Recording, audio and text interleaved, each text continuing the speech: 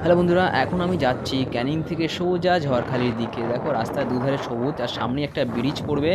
এটা সম্ভবত ক্যানিং থেকে বাসন্তীর দিকে যেতেই যে ব্রিজটা পড়ে, প্রথমে যে ব্রিজটা, মানে যারা তোমরা সুন্দরবনের দিকে থাকো তারা অবশ্যই চিনবে ব্রিজটাকে।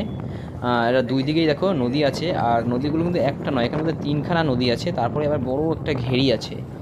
ঘেরি মানে তো জানোই তোমরা, যেখানে মানে পুকুরের মধ্যে অনেক বড় পুকুর, অগভীর পুকুর, তার মধ্যে বাঁশ দিয়ে নানা রকমের মাছ চাষ করা হয়, মেইনলি চিংড়ি মাছ, কাঁকড়া, আরও নানা রকমের মানে জিয়াল মাছ যেটা বলে সেটাই।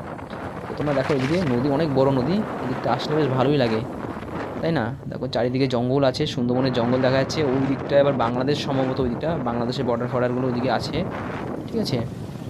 সুন্দরবনের জঙ্গলটা ওই দিকটাতেই আছে। এটা সুন্দরবনের মধ্যেই পড়ে যায় যদিও। ক্যানিংটা সুন্দরবনের মধ্যে পড়ে না বোধহয়, কিন্তু মেইনলি সুন্দরবনে হিসেবে ধরা হয়। তারপর কিন্তু এদিকে আসলে বেশ ভালো লাগে, কারণ অসাধারণ কিছু দৃশ্য, ঠিক আছে? বাইক নিয়ে আসলে আরও বেশি ভালো লাগে, কারণ সব জায়গায় যাওয়া যায়, আর গাড়ি করে সব জায়গায় যাওয়া যায় না। কিন্তু এখানে কারোর বাড়িতে যদি বন্ধুবান্ধব থাকে, ঠিক আছে, তাহলে সেই মানে তাদের ওখানে গাড়িটা রেখে তারপরে তুমি নৌকা ফৌকা নিয়ে যদি যাও ওই সব জায়গায়। ওইদিকে দেখো, দেখতে পাচ্ছ ছোটো ছোটো সব নৌকা ফৌকা চলছে বিশালভাবে, বড় বড় নৌকা আছে, জাহাজ চলে না, নৌকা। তো ওদের বাড়িতে মানে কারোর বাড়িতে নৌকা মানে বাইকটা রেখে তারপরে নৌকা করে যদি যাও, ঘুরতে পারো, অসাধারণ দৃশ্য দেখতে পারবে, খুব সুন্দর লাগবে।